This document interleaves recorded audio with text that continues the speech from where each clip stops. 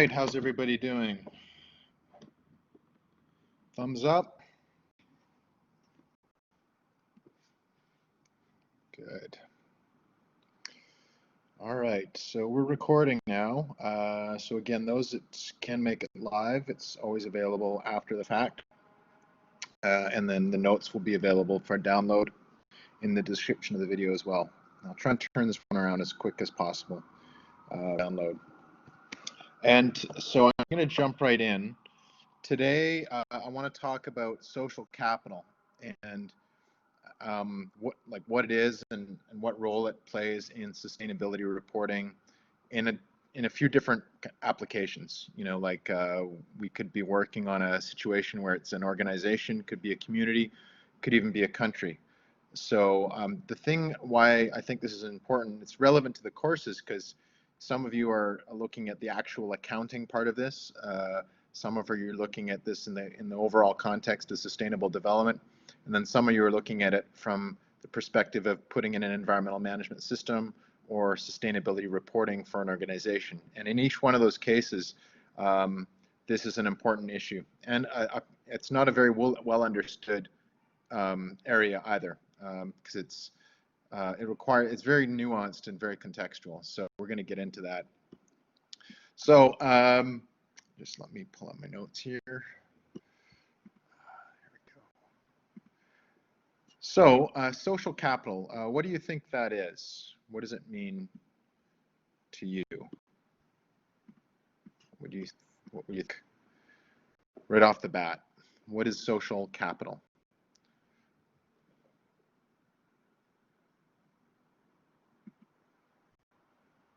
Building up a good reputation with people, that's part of it. Yep. Anything else? Trust of the community, yep, it's part of it. Anything else?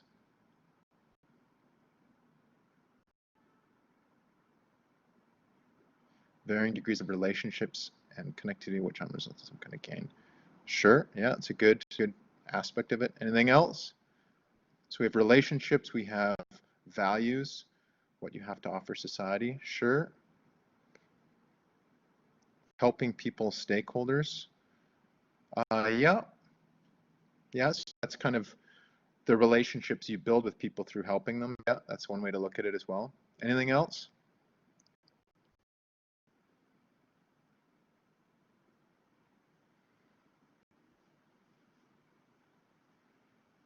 So we've got some kind of value-based, they've got some actual logistical type things, connectivity. What else? When you think about it, you know, in your own life, what do you think, you know, social capital, what does it mean to you as an individual?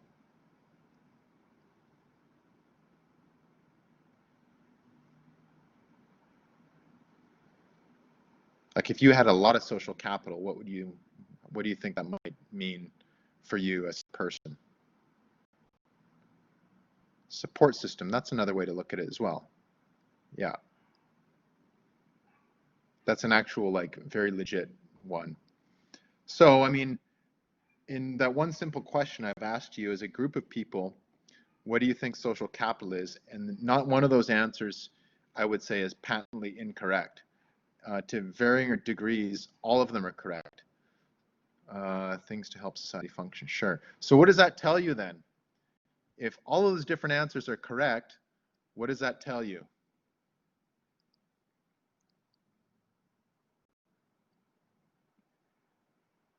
There's no set definition. Well, yeah, fairly open to interpretation, yeah. Very, for sure. So diversity is important. It's open to interpretation. It's complex. There's no set definition, but there is kind of, yeah, they vary depending on the perspective, and there is kind of a window in which you define it, okay? So I'm going to get into that now. Like, the thing is with this, as opposed to, say, financial capital, which is a really, you know, economic capital is fairly well defined. You know, like it can be different types of things, but you know, there's a fairly clear idea of what it is. Whereas social capital, there's a lot of different interpretations of it. Okay, so here are some different definitions, and these are all available in the notes for download.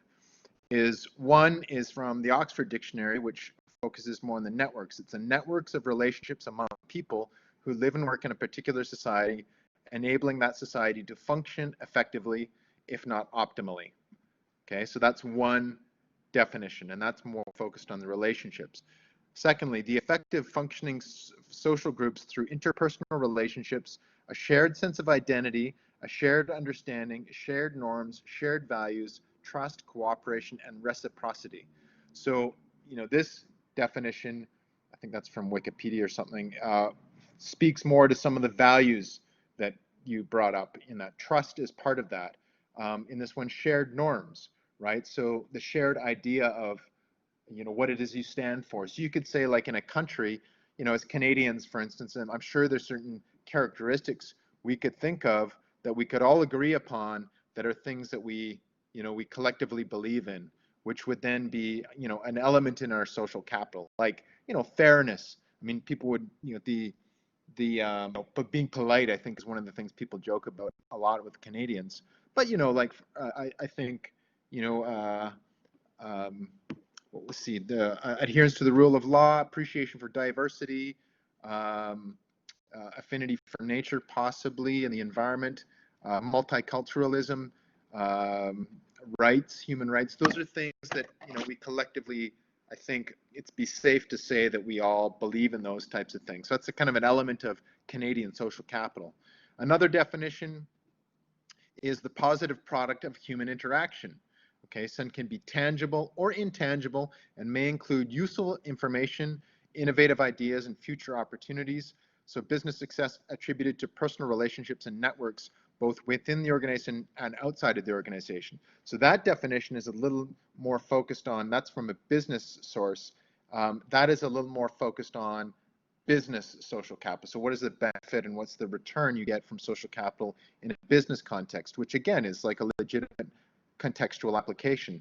So, as Jason had said, it kind of depends on the context of what you're looking at. So here's the OECD definition. So this OECD is the Organization of Economic Cooperation and Development. So networks together with shared norms, values, and understandings that facilitate cooperation within or among different groups.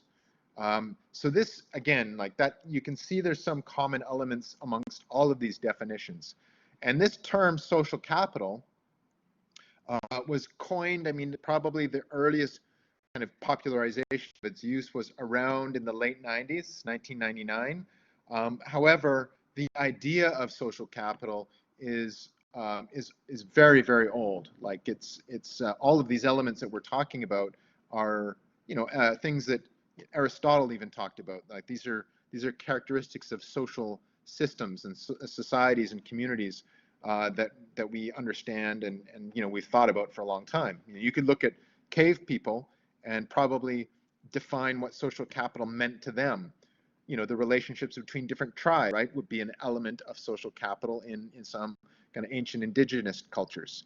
It's a legitimate form of social. In fact, something I'm working on right now with the Balakula Indians, I'm looking at social capital in their organization. How does it work, right? And a lot of that had to do with relationships between different tribal groups, some of whom had different assets, access to fisheries, for instance, or a more history, like some of them had more well-defined social structures, okay?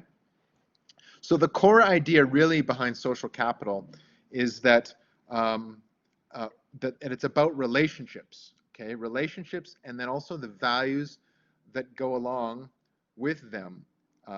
And those relationships and those shared values themselves have value. Therefore, this idea of social capital kind of attempts to articulate that. Now, there's different types of bonds or different types of social capital. Bonding, bridging, and linking are three defined types of ways in which social capital is made. So bonding is networks within groups and between groups. So for instance, between groups that are similar, right? So bonding type of social capital, what would an example of that be? Like say if you wanted to build bonding social capital within an organization, what might be an example of that?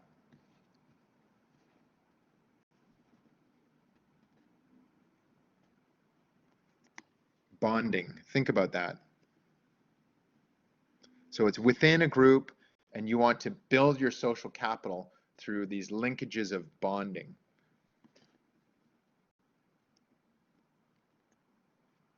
What would example of that happening?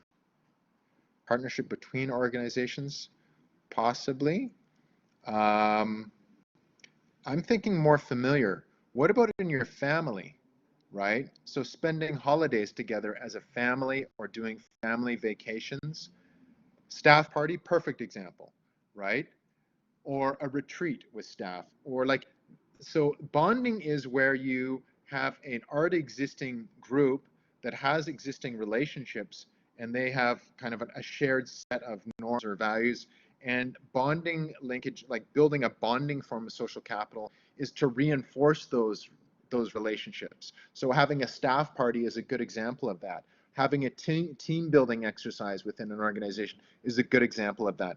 Having a family reunion is a really good example of that. Having a high school reunion is a good example of that. You share that kind of linkage, whatever that kind of the nature of that bond is, but you reinforce those bonds through certain activities. Okay, so that's one example of a type of social capital.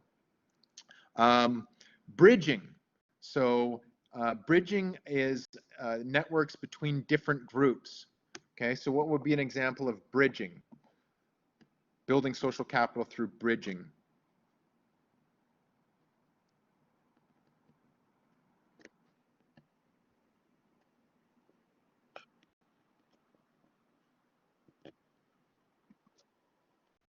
What would a conference? Sure.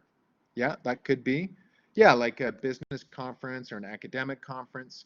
See, in conference settings, you're not necessarily, you don't go and, oh, we're having a family conference or a company conference, right? Conferences where different groups come together and they may have a shared interest, like it may be a conference on, I don't know, sustainability, business deals. Sure, you're kind of building linkages between different organizations.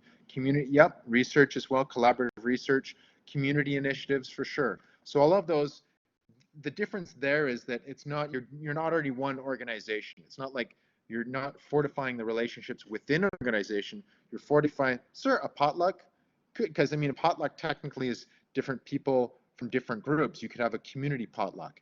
Um, so, but the key there is to bridge relationships between other different, right? So bridging could be also trade deals, right? Trade deals between countries would be some form of bridging social capital. So the example I have here is think building relationships between ethnic groups, right? So in Vancouver, you have a lot of different ethnic groups. You have the Canadians, you have people from China, you have, um, you name it, right? And a lot of them have distinct groups, Italians. So when you have events that are multicultural, that's a really good example of bridging relationships between different distinct cultural groups. Okay, and then linking. Linking is it's a trickier idea. So the way they've defined it is linking between those within different societal levels. So the way they've got is it's a little more obscured, like it's a little harder to wrap your head around. But the way they've defined it is often associated with professional networking, where you have linking occurred between different levels of society or aspects of society for generating connections to influence power, like lobbying, wealth distribution, and things of that nature. But the two most clearly defined ones are bonding, internal connections, and then bridging connections between different distinct groups. Okay? So, how might you go about measure this? And is it something that you can measure? Like, how would you go about assessing this? And this is what we're really trying to get at in this short period of time, is to look at this as something that we can analyze and then ultimately account for or quantify in some way, shape, or form. Okay, so it's often perceived as a group characteristic, but a lot of the measurement of social capital is conducted based on surveys or responses from individuals. like this individual responses to questions that is often the way that social capital is measured. So some characteristics of measurement that have been used often are the trust, so trust type of measurements, social participation types of measurements, civic engagement types of measurements, and then voluntary activities types of measurements. So when you're going and you're trying to like determine, you know, how do we go about it, measure this and apply this, part of it really depends on what the purpose is of what you're trying to do, right? And therefore, this kind of comes back to this definition. It's like we're defining social capital for this purpose, right? We're national planning, right? We're looking at the country to assess the amount of social capital in Canada.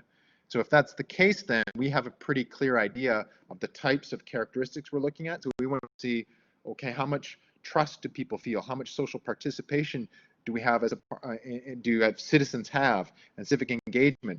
So in those cases, like if that's the challenge,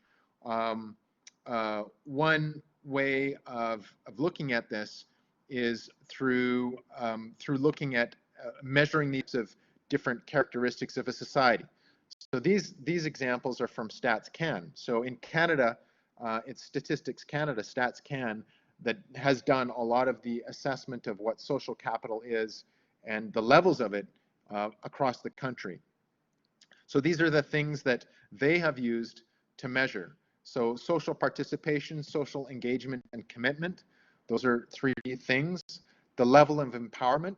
So how empowered individuals feel. So you have social participation, social engagement, and commitment is, you're looking at that from an individual standpoint. So how socially, how much are individuals participating in society? The second one is the level of empowerment. So how empowered do individuals feel within a given society is an element of social capital. The perception of community. So what do people think about the community in which they live?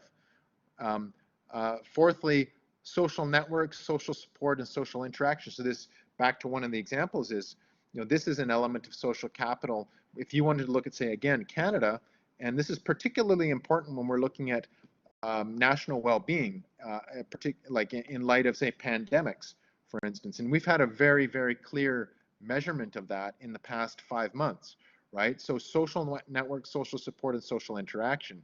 So what's a very good example of the last 4 months where we have realized that there's a really low level of social capital in Canada, and COVID brought this to light?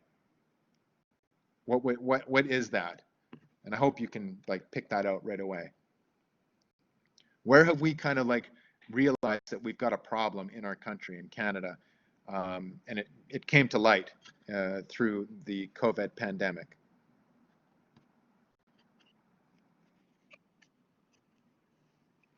What is the big thing that we realized in this pandemic? There we go. Yes. Long-term health care obviously is problematic. So, and if we want to look at it from the lens of social capital and we wanted to assess this, we could go and actually measure this. We could do a study and say, look, we need to really look at social capital in Canada, particularly focused on elderly, and assess where we're at and where we need to go and come up with some indicators. And one of the things that we would look at, presumably, would be social support, social networks, and social interaction on the part of the elderly. So to what degree are elderly, do they have robust social networks, strong support, and strong social interaction? And in fact, that has been a thing that's been studied through, I think I mentioned this before, in droughts and heat waves and so forth, and because this one really impacts the level of social capital, social interaction, and social support can dramatically impact the outcomes of some of these kind of hazard or extreme weather events. And then lastly, trust, reciprocity, and social cohesion is another thing that you measure collectively in the part of citizenship to determine the level of social capital. So if you were looking at, say, another country, like actually right now, this would be an interesting one to look at in the United States, right? This characteristic of trust, reciprocity, and social cohesion. If you would come up with some metrics and assess this in the United States, my hunch that it wouldn't come out that well. I mean, that's just my take on it. My gut feeling tells me that based on what we're seeing in the news. okay? But it's an element of social capital. So these factors, these kind of characteristics of a population have been measured in Canada through StatsCan and other organizations, mostly StatsCan, through surveys. That's how they measure it, okay? And they do these surveys through a series of questions that are posed to individuals. And they've run these surveys, like for instance, in 1994, they did one, the National Population Health Survey, and that was, they had 17,276 respondents to that survey. So these would be questions they asked to individuals saying, well, you know, how often do you touch base with your family? Like once a day, once a week, or, you know, 3 times a week. And they would ask questions like that to get at these different characteristics and then tally them up and assess them statistically. Another one is in 2003, the General Survey, the General Social Survey on Social Capital. So at a national level, these are the types of kind of mechanisms that are used for assessing social capital. And then types of metrics that they have are like social participation, the degree of engagement with community organizations, the potential sense of belonging in a social group. So someone could ask you, how engaged are you with community organizations? That would be one of the questions they would ask you, okay? Or what is the strength of your sense of belonging to your neighborhood would potentially be something that you might be asked for that category. Level of empowerment would be something like, how happy are you with your life in general? And how much control do you feel you have in making decisions that impact your life? So that element of social capital is about empowerment at an individual level and the amount of control that you have. You know, and I'm dealing with my father who's in a care home, and you know, it's very interesting to see how people deal with that, because clearly that aspect of their social capital, their level of empowerment, is dramatically reduced when you reach that stage of life, because you need that support, right? So, I mean, it's a tricky situation. Perception of community. So, what is the level of satisfaction with one's community? Like you could say the survey in this case would be, what degree of sense of safety and security? How secure do you feel in your home? Right? So I think this would be an interesting thing to talk to, again, right now with the pandemic, or in communities that are threatened with high levels of crime and so forth. Social networks and support, the degree of connections with family and friends. How often do you communicate with family or your close friends in the last month? What did you use, email, phone, etc.? So you devise this questionnaire based on that. And lastly, trust and reciprocity, the degree of trust felt within a group. You could say, how much trust do you feel with your family, your friends, or people you work with? So again, like you come up with a series of questions that try and evoke that sense of that feedback from your respondents. Okay, so this is like, that's one way at the national level how you go about measuring, and you could take those very same questions and approach and apply that in different contexts, and I'm going to show you some examples of that. So the next kind of the big issue is, well, does this equate to economic capital, right? Does social capital, like these kind of things, can you relate that to economic capital? What do you think? Do you think there's a connection between the two, social and economic capital?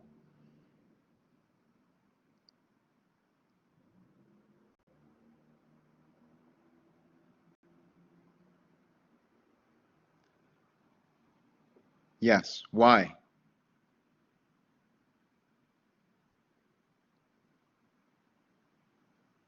So Alicia says there is. I would agree.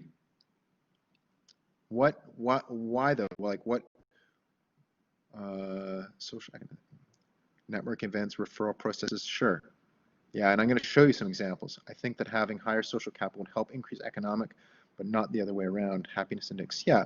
So, I mean, again, it depends on what we're looking at, but let's say if it's a country, if you have a country that has a greater degree of social capital, presumably you're going to have people that are, you know, they feel comfortable and secure in their community. They have good social connections. They're healthier, and they're arguably, they're probably more productive economically, right?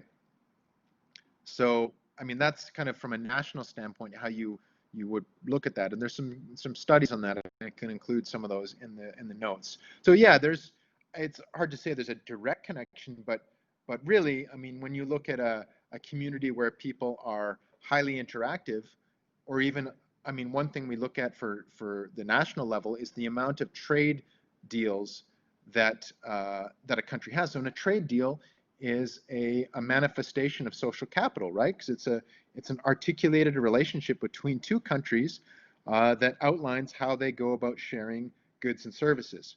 And if you have healthy trade agreements with different countries, you tend to have a higher degree of economic productivity and economic status.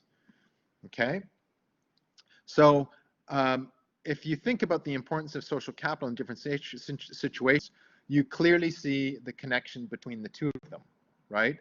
So, I mean, this idea then that at first we were like, wow, it's got so many different, it doesn't really have a definition. I mean, it does have definitions, but I mean, the question is, how pliable is this concept? So, how morphable is it? Well, you can actually apply this to a lot of different contexts. You just have to kind of determine what the context is. So it's not just about social well-being, as we looked at when we talked about surveys for a country, like that was looking at the social well-being and social capital of a country, but it's also about, you can look at it at the individual level, like an individual's level of social capital, and assess it. You can look at it at community well-being, so a community. You can also look at it in terms of the orientation of a specific organization. You could say, we want to assess the social capital of this organization. Maybe it's a business or a non-government organization or what have you. You could even look at it as a team. If we want to look at a team, like sports teams or whatever types of teams, you want to look at, well, all of the things we've talked about are characteristics of groups. Like in a team, you would hope that you would have shared values, a shared mission, a shared vision. You'd have trust, you'd have reciprocity, you'd have good bonding within it, such that it's a functioning team that functions well, right? And those are all elements of a healthy organization. So in a different organizational context, we can look at this, which is a lot of what we're looking at for environmental accounting, as well as in environmental management tools in business. So how does this apply to business then? So here's a good article that I will forward through, and again, this is included in the link, will be included in the links. So this is a report that was produced in the South African Business Society or something like this. And what they've done with this report is looked at social capital and how it applies to the business context, and then what are some elements of it and how you go about measuring it. So there's different dimensions as they see it within how you assess social capital for business. There's structural, relational, and cognitive as they see it. And now within structural, they say, okay, for structural social capital, we have the network structure. So what is the structure of it? We have trust, and we have civic engagement. So in terms of network structure, if they wanted to assess it, they'd look at the density of the network, the diversity of the network, and the size of the network. So think about this. And in business, it'd be like, well, how connected are we within, in our country or within our industry or what have you, and how diverse it is, and how dense is that network. The trust aspect is looking at just general trust, institutional trust, and interpersonal trust. And then civic engagement, you'd look at this within a business as saying, well, structurally, how do we assess civic engagement? Where we look at the amount of volunteerism or civic participation that is occurring within our organization. So are the people within our organization volunteering and participating in society? Relational aspects of the relational dimension of social capital, we have social networks and social cohesion. So again, they've outlined bonding, bridging, and linking relationships, the assessment of them. Social cohesion is the amount of social interaction, the amount of social cohesion, and the sense of togetherness, right? And this sense of togetherness, I mean, back to the example before about like, a company retreat or, a company gathering, you can assess and fortify the amount of togetherness within an organization through looking at those kind of activities. And lastly, cognitive has the aspects to it: trust, norms, and values. The interpersonal trust and reciprocity, between, like, that you feel as individuals, and norms and values is broken into the social support, collective goals, and emotional connection, right? So how do you feel, right? So now I've seen this work in a bunch of different, and in fact, we've seen this. So what are some good examples of how this kind of this cognitive aspect of social capital has been brought into question in business as of late? What would be an example of that? So what I'm trying to get at here is examples that you can point out where certain companies, members of those companies, and individuals within those companies have said, look, I'm not sure I feel this, I'm having problems with this emotional connection and the collective goals that are may or may not be in alignment with what, what I'm about, and I'm a part of this company. What do you think are some examples of that currently, like today, right now? There's a really big one happening right now. And the company's name starts with F. Yeah, that could be one thing. Could be people's in a company's their kind of take on COVID. The big thing in the news right now, it's a company that starts, yes, there we go. Perfect, Facebook. So what's the issue with Facebook?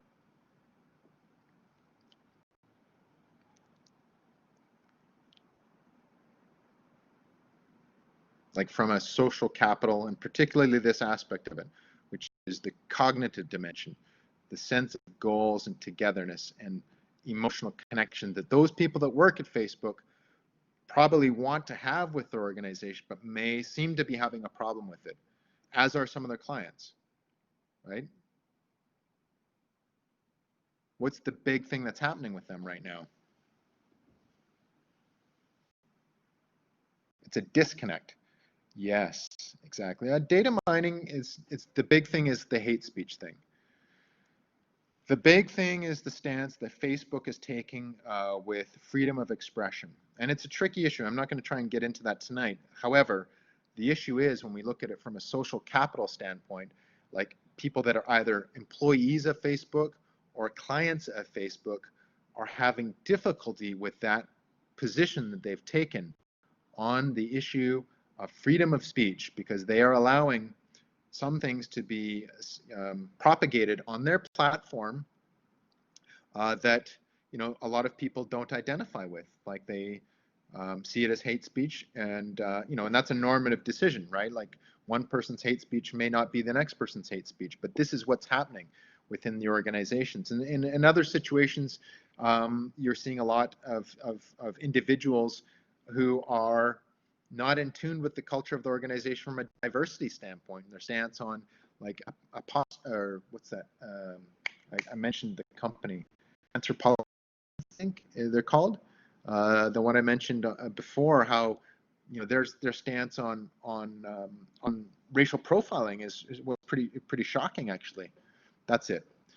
And so I mean these things are elements of social capital that are called into question within an organization.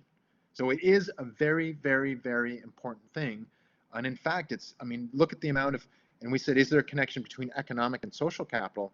Well, look at the valuation of Facebook and how it has changed over the last week. I mean, millions of dollars of value of that company have been lost based on a degradation of social capital. Like look at the stock price of it, and that is a result of clients pulling away from them and the perception of it. And it's all about perception. So the thing is, you can assess these parameters in a variety of ways in a variety of different situations. So for example, if you are assessing a management social capital, say example, we're now in 660, we're putting on our sustainability assessment hats, or environmental accounting, we're putting on our accounting caps, saying, okay, well, we got to get down to brass tacks here. Let's look at how we assess this stuff. And then we want to look at executives, right? So we're looking at our CEOs, right? If we say like, okay, well, if we want to assess social capital on the part of CEOs, and this might be a very important thing.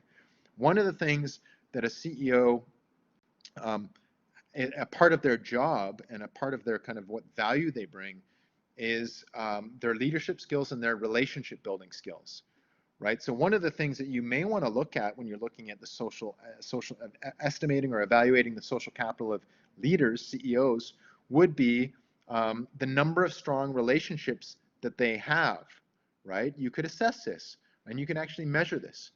You could do a survey and say, look, we want to know the number of strong relationships you have as a potential CEO or as a CEO with other CEOs. And that, so relationships with other CEOs would be an example of this kind of bridging or linking type of social capital, because you are able to kind of associate with other CEOs and, you know, uh, and do collaborations, learn more, etc. Relationships with government officials, which are important, like from a leadership standpoint. Relationships with regulators, and relationships with the investment and industrial institutional community, right? So often if it's a public company, you definitely want to have good relationships with institutional investors of your organization, right? So all of those aspects are actually elements of social capital that at an individual level that are measurable. So in sum, the measurement of social capital could be summarized as followed. It's measured as an individual, group, or organization, and a collective. And the indicators or elements used to measure social capital can fall within 4 different categories, right? So you can have social networks, so relationships, interactions, and connections. That's one category. The degree of trust and reciprocity. So you can actually measure it, and that would be something you might want to measure for a business is, okay, you do a survey of how many people trust your brand. This would be very important from an environmental standpoint for, say, an energy company or whomever. The norms and values, including civic norms, and the degree of civic engagement. So example, the association in memberships and civic participation. So those kind of aspects are kind of major categories of indicators that you might want to look at when looking at social capital for a business, okay? And there's often uneven emphasis on the dimensions of social capital at the individual and the collective levels. Depending on what you're looking at, there may be more emphasis on the individual or the collective. Okay, so I mean, that's kind of in a nutshell the theory or the kind of the framework around social capital and measuring it. So I would like to switch gears and just look at a couple of different examples and show you how you might see this measured in the world, like in practice. And I'll talk about one thing I've worked on, but I want to show you one example. So here is a web link for you to go to, Shell. So we're all familiar with the company Shell, correct? Yes?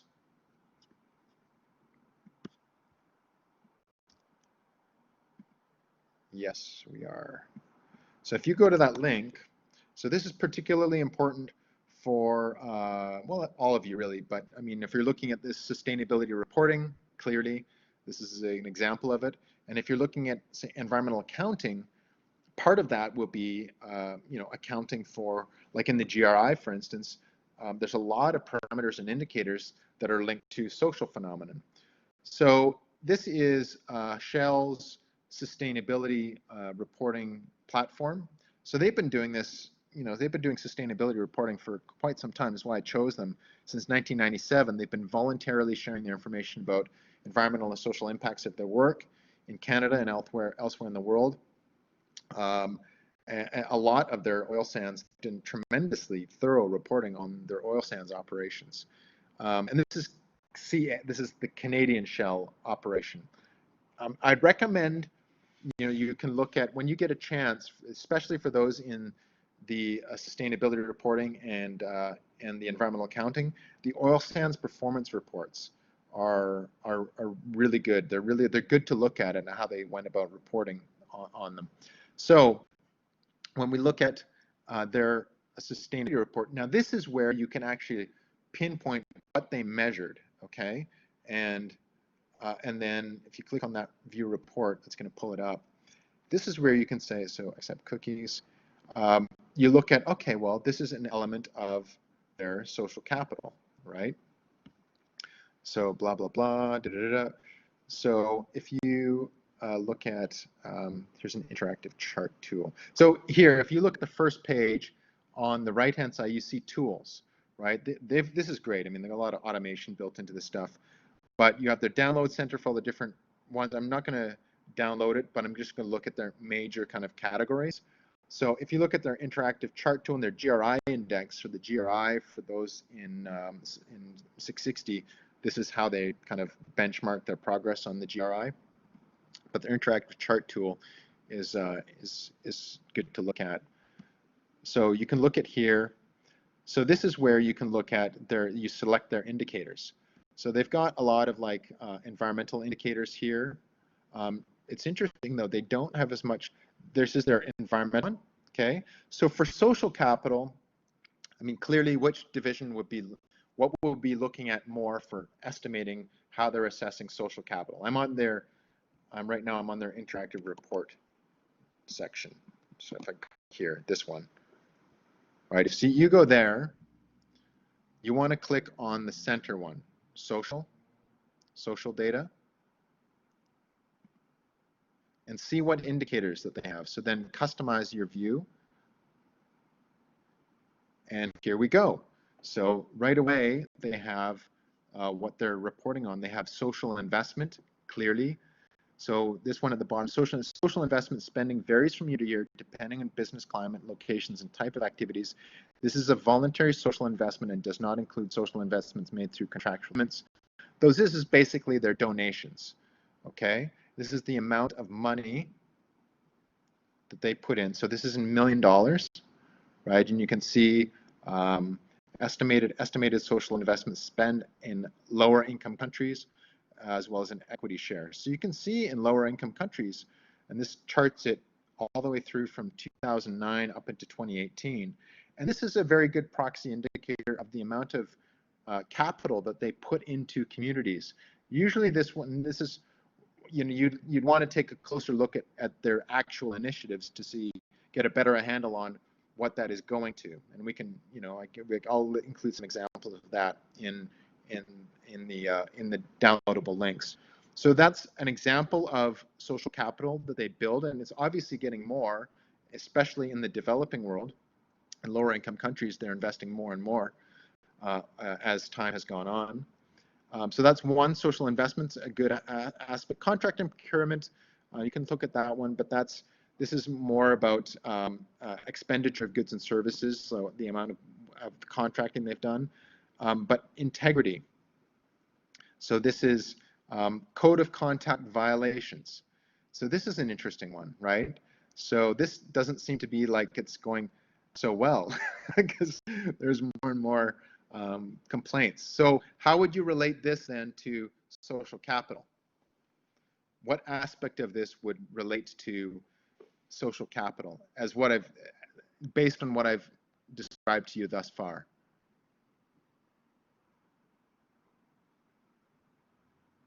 If I look at the code of conduct violations,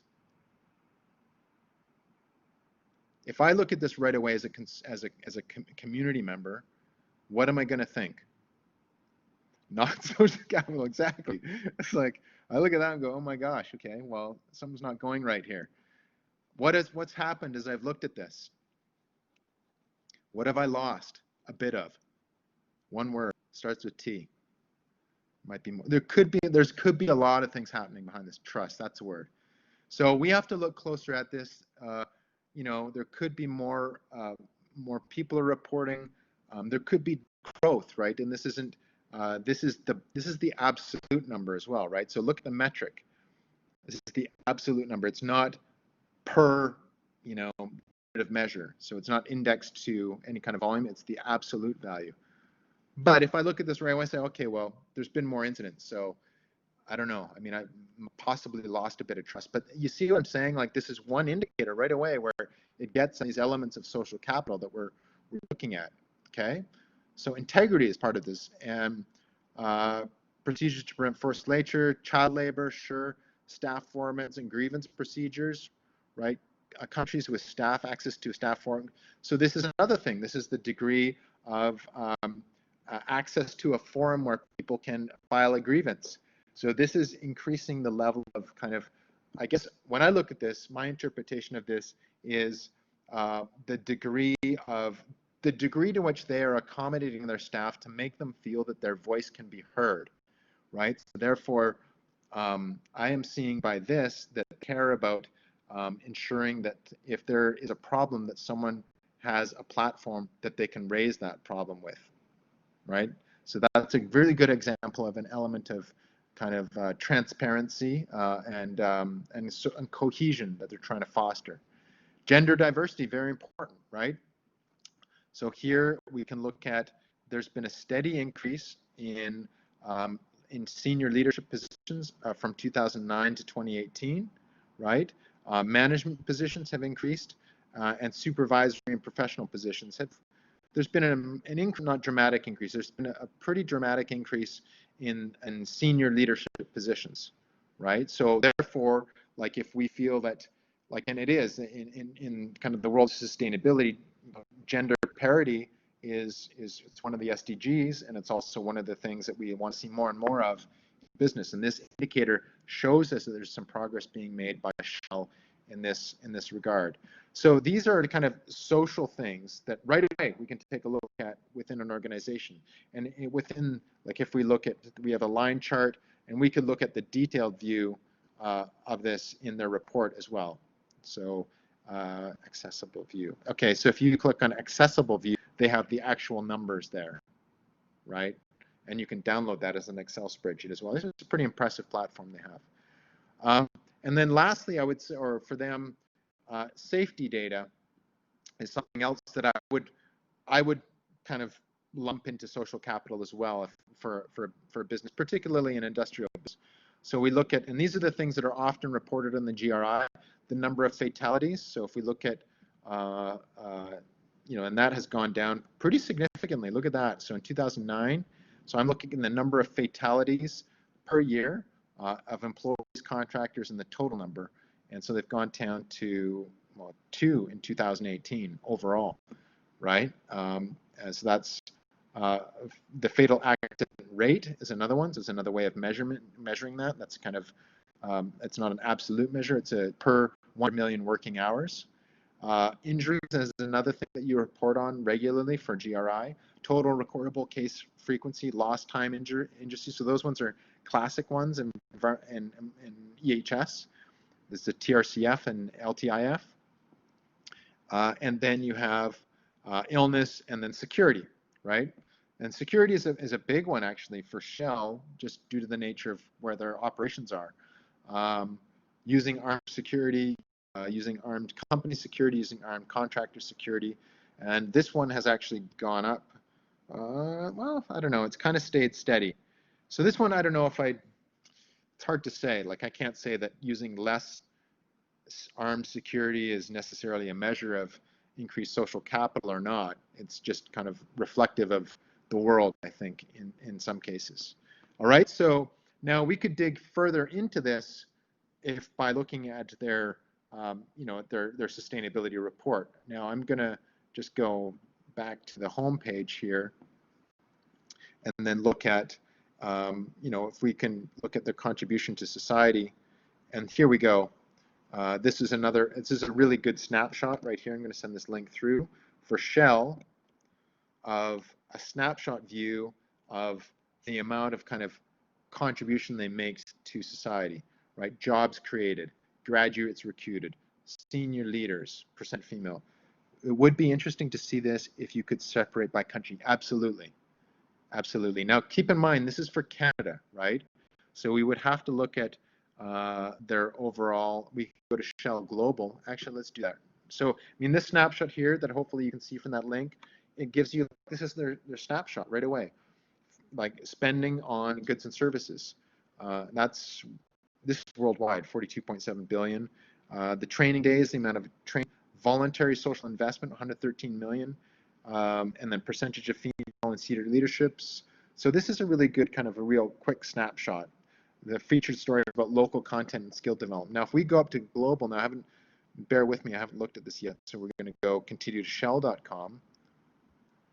And I'm not sure, they used to have it through country breakdown because I did some work in association with them a while ago. So here's where I'm at right now. okay, at the shell.com. So if I look at the sustainability link here, so this is the 2019 sustainability report. This is for Shell Global, okay?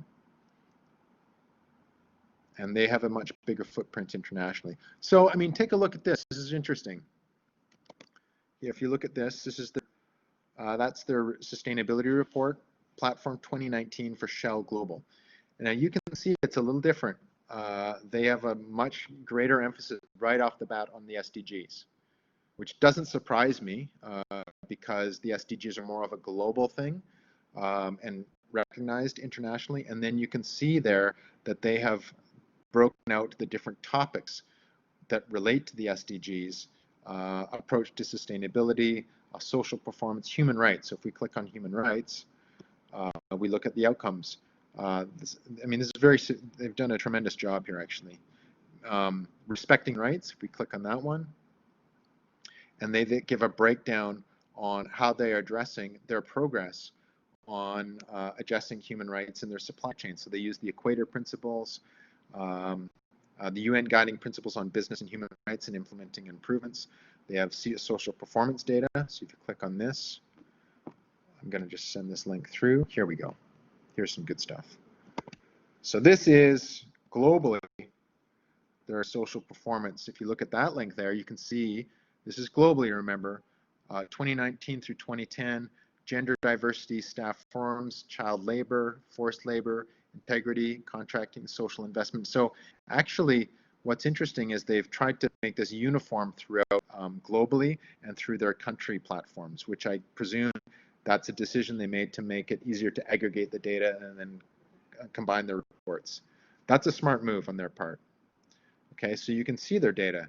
If you look at gender diversity, you can see the amount of women on a, this is a percentage basis, percentage of women in supervisory professional positions from 2010 to 2019, and there's been, a fairly big increase. So it's 2019, it's 30%, which is, it's a lot bigger. In 2009, it was, so what was it in 2009? It was,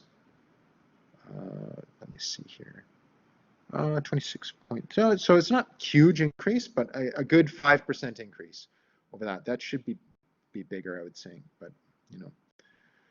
So this is an example of how you report on this stuff and how it gets reported, social capital, within like a business, in a large business context, okay?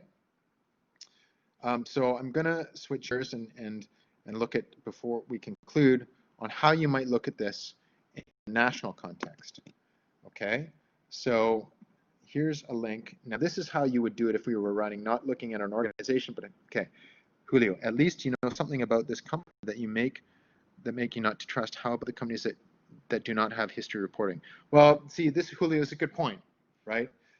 So there are other companies that do not have a history of reporting, and this here have some data. They're relatively transparent. Companies haven't reported, and frankly, my position is it's better to report and be honest about stuff than to not report at all. If I don't see data, or if I see a sustainability report that doesn't have any metrics and it's just kind of anecdotal, that instantly gives me this, like, my spidey sense goes off a bit. I'm like, well, you haven't shown me anything. You've just talked about stuff. You haven't shown me data. I really, really want to see data. We need to be able to quantify this stuff. So those indicators that they've included there, albeit in some cases maybe not kind of super detailed or super precise or what have you, or maybe not exactly related to what we're looking at, they are good proxies, right? They do tell us something about what that organization is doing. Like gender, for instance, clear that Shell is doing stuff on that front, okay?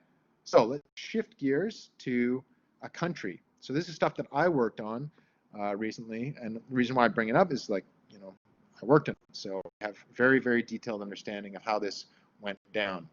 So that is, okay, this is all voluntary. You can't see the raw data though. Yes, well, you can see the raw data for the indicators. For some of them, you can see.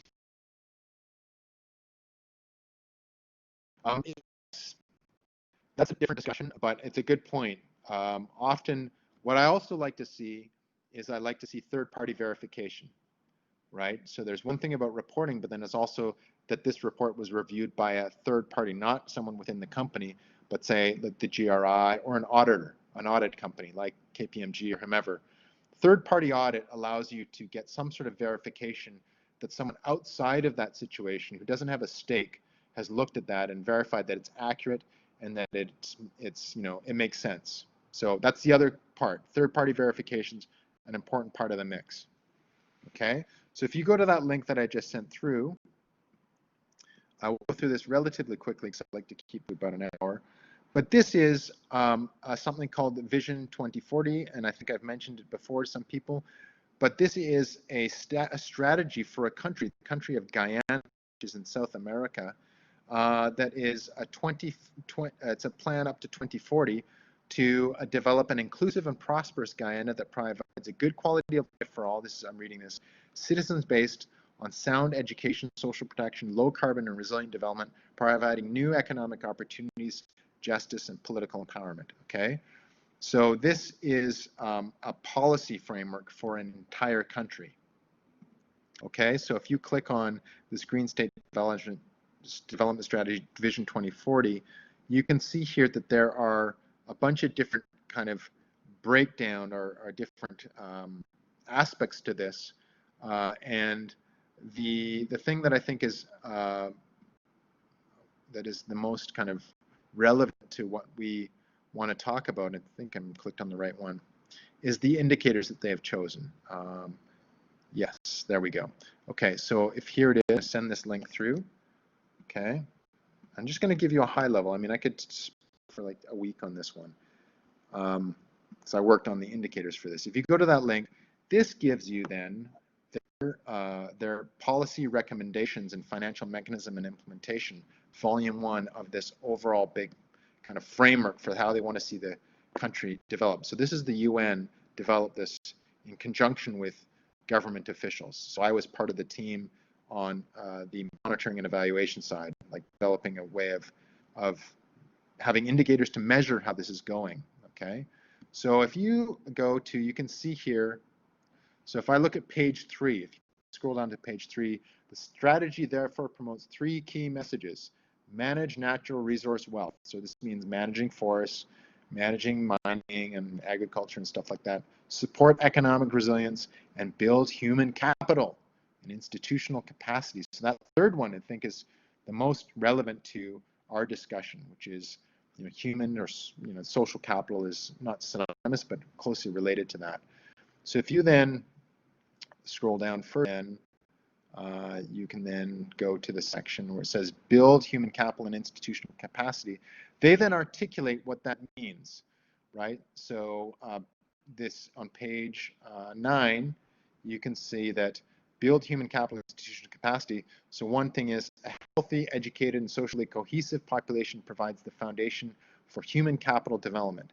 So I'm just going to focus on one aspect of this because there's a lot to this, right? To that end, a key objective is ensure equal and universal access to healthcare and education. Okay, that's one of the main foci of this plan. Education, education, education. That's a big part of social capital. And part of that in this particular country, there is a rather large disparity. There's ethnic divide between the Afro-Guyanese and the Indo-Guyanese. There's 2 kind of founding cultures, if you will. So there's some conflict there politically and socially. But one of the big things is the divide between coastal and hinterland communities. So the coastal people are, that's where the capital is, that's where most of the businesses are and so forth. Whereas the hinterland is kind of like, northern communities in Canada, those that are away from major urban centers and major economic activity. So there tends to be a disparity between the 2 of them. Therefore, if you're talking about increasing human or social capital, there's a disparity in that between these 2 groups. Okay, so given that, we then need to think about, okay, well, what do we want to measure then? Like, how do we actually measure this? So quickly, I'm just going to explain some things that we chose to measure or propose that they measure for that part of social capital. And I'm happy to discuss this in further detail at some like offline with you or something like that if you want to. But I'm just gonna explain to you. One sec here. I'm gonna pull this up. The matrices. Okay. The factors that we chose. So for education, then the things that we chose to measure then are one sec. There's a lot, this whole project. Education, okay. So what are the things, what we chose to measure then? What are the things that you would choose to measure to assess education in this country? How it's going? What are the things you would recommend?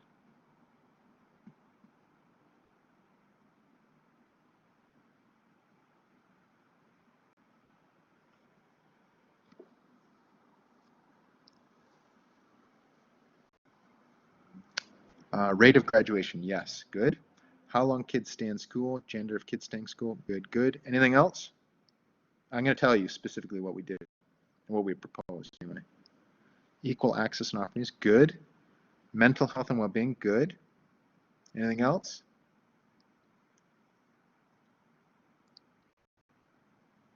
Jason, please. That's an interesting one, Jason. I'll get to that. Interest in learning. Yeah, I'm not sure about that one, but the jobs one's interesting one too. Okay, good. So there's certain things like from quality of teaching curriculum. Yep. Quality of teachers. You know, how many teachers you're producing. All good. These are all really good kind of things that you want to look at. And this is what we're trying to get at is how do you measure stuff, right? In this case, the context is national planning.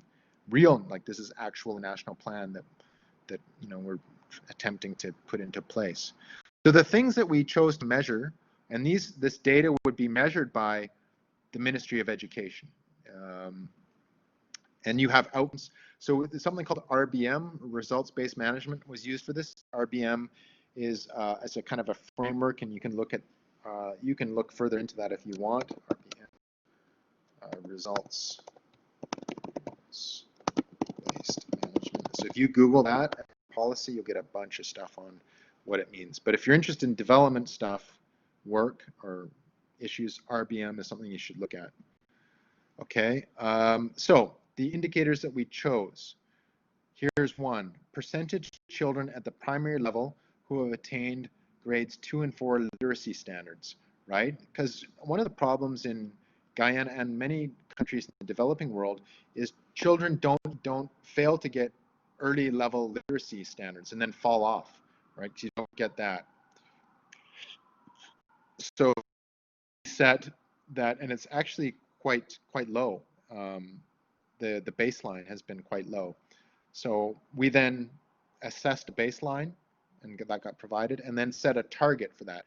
So the target for this particular framework, target year is 2040, and there's an interim 2030 assessment as well. Okay, so we ascribed, so the target year is 2040, and the goal is by 2040 to have 50% of children at the primary level who have attained grades 2 and 4 literacy standards. So that's the goal. So what's the baseline, do you think? What do you think the baseline is right now?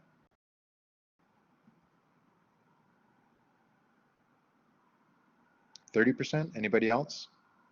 20%? Anybody else? Under 10%?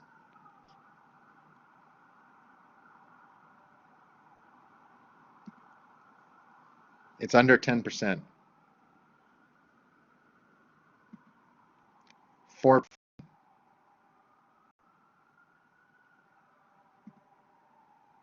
4%. That's the number. That's the baseline. So there's some work that needs to be done, right? So that's one indicator. Another one is percentage of children at the primary level who have attained grade 2 and 4 numeracy standards.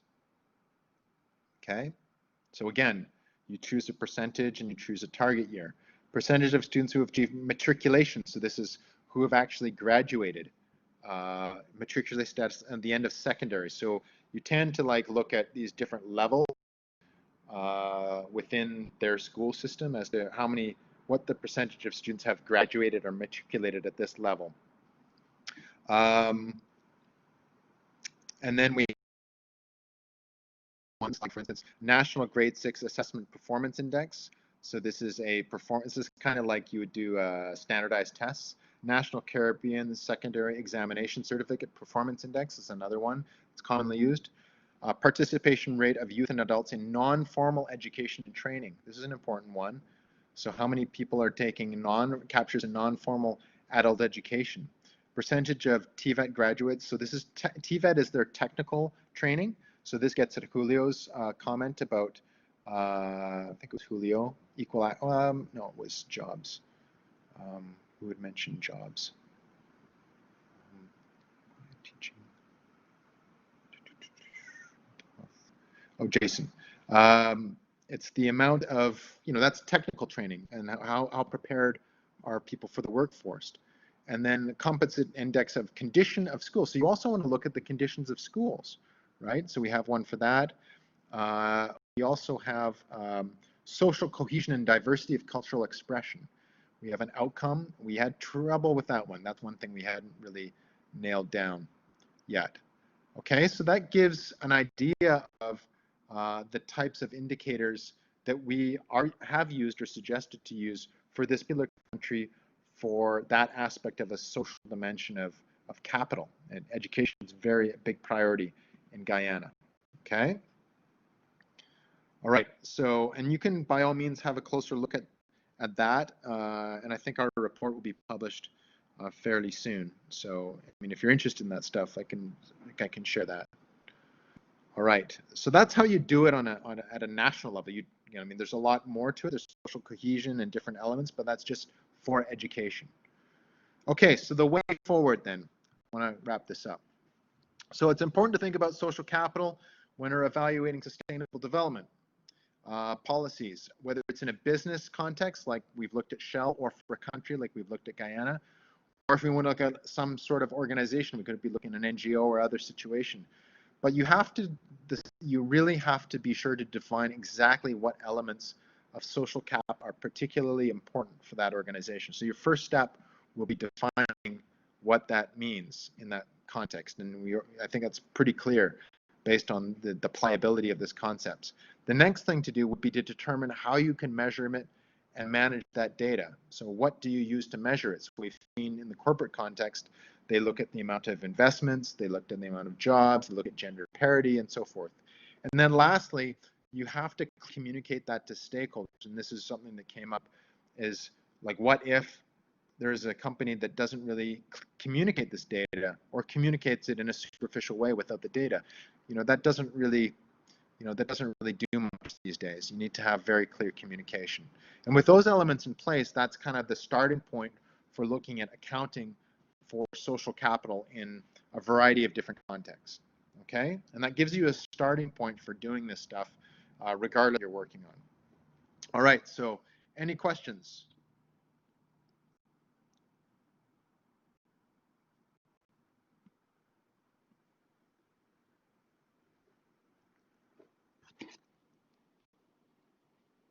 It makes sense. Seem like a foreign concept to anybody?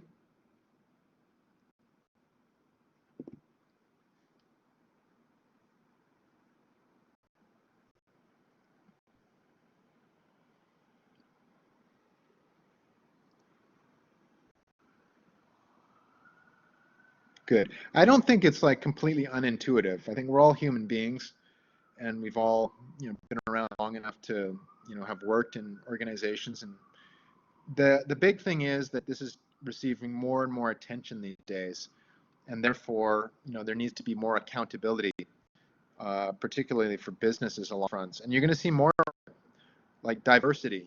Lots of work needs to be done on diversity, estimating or measuring diversity, coming up with the indicators and indices for it. I think that I haven't really thought about it before, but it's relevant today. That's why I wanted to bring this to the table today, because it's incredibly relevant today.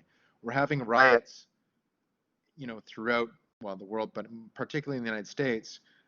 Why? Why are we having riots? Why are we having riots in the United States? What's going on? What has been lost? Inequality, that's part of it, but specifically, trust has been lost. Trust in who?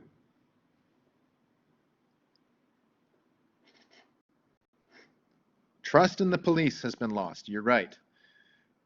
Who would have thought, you say, you during people asking to defund the police 6 months ago, right?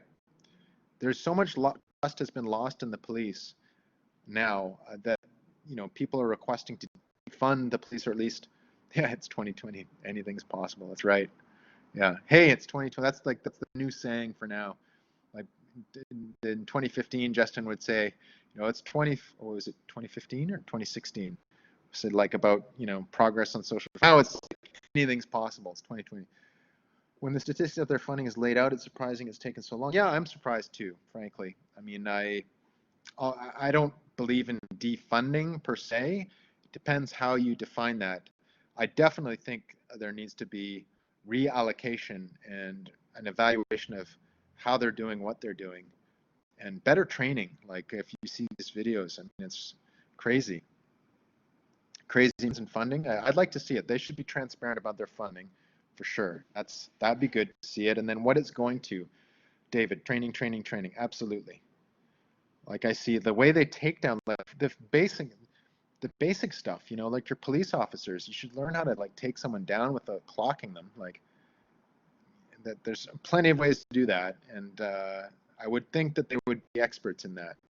You would think, right? It's your job in some cases to have to neutralize situations. So my expectation would be that they'd be able to do that without causing a severe harm. No, I mean, there's other ways to do that, and some show. I mean, I mean, trust me, there's a lot of different ways to do that stuff. So when we've seen those videos of people running up and punching someone, gosh, the train. Some just don't. Yeah, that could be it. But that's part of the training, though. Is the training is the mentality behind how they approach situations. They show what they're spending the money on. That would have to just. Yeah, I really fundamentally believe the first step should be in transparency in the data. What is being spent on what? So a sustainability. Yeah, they don't do harm for sure. So yeah, I mean what we're seeing now in people's requests and demands for accountability speak directly to this element of social capital, which appears to be not working that well. I find they push them through too fast, or scoffs on the streets, should back. Yeah, and there should be periodic training. Like I would think that there should be, there's some podcasts that I've listened to who are former military, and they say like 20% of their time should be training, right? 20% of your employable time should be ongoing training. So like a day a week. I would say that might be extreme, but like a good, I don't know, mandated 4 hours a week in training. And that should be, that should be mandated, I would think. So cultural sensitivity training is often lacking. Yeah, it should be psychology, but physical training. I'm surprised at how many police officers. So I train in jiu-jitsu and train people in jiu-jitsu, Japanese jiu-jitsu, and I train with a lot of police officers, and a lot of them are great, but a lot of them aren't, and they come to train and they don't know what they're doing, and we're like, what, and they're usually the most aggressive ones. They just come, and it's like, no, you don't have to be like that. You can kind of calm it down a bit, and plenty of ways to dealing with that stuff without hitting someone. You don't need at all. I don't get it personally, but anyway, so fear, it's all in the talk. Yeah, talking is the first step. Calming people down. Calm them down. The classic one, a lot of you, I do think looking critically at the content of the training is necessary. Well, if you haven't heard of training, it's terrifying. Okay, that's interesting. Good note. A good example, like if I look at some of you, do you remember the RCMP situation at the airport in Vancouver I think 10 years ago, maybe more. Actually, it's more, I think. I forget when it was, 2002, something like that. The guy who came to the Vancouver airport and he didn't speak English, and the RCMP, yeah, the Polish guy. Horrible. Gosh, poor guy. Big dude, just totally, I don't know, just not aware of what was going on. I mean, they didn't think to get a Polish speaker. Like, come on. Seriously, tase the guy. It's, you know, miscommunication. So yeah, I mean, it's a good example of in an area in our society and organizations that need this kind of thinking that it is attached to them. So hopefully we can see that kind of accountability and reporting coming from law enforcement organizations, like a sustainability report from police organizations. I don't even know if they're, but I would like to see it, right? So there you go. Maybe one of you can do it. Skills is neat. I saw a fight between a cop and a bad, yet the guy should have smacked the cop and didn't. This guy, I don't think it would. Yeah, I mean, yeah, and actually, you know, as a police officer, you got to expect that stuff. So anyway, we're going on an hour and 20, so I'm gonna close her down. But good discussion and good points. But you see how important this idea is and this content is, right? For a lot of organizations and our society in general, and especially as professionals, when we are tasked with going into a situation, whether it be for a company or some sort of organization or a country, and trying to assess and establish a framework for assessing it. It's important to define these things first, have something to call on, and then put in some indicators that can be, you know, monitored on an ongoing basis. Okay. Okay. So I will be posting this to YouTube, and I will also be including the download with some links that might be useful to you. Okay. So thank you for coming out, and I will see you in your different great info. Good. I'm glad you enjoyed it. All right. We'll talk to you soon. Happy Canada Day.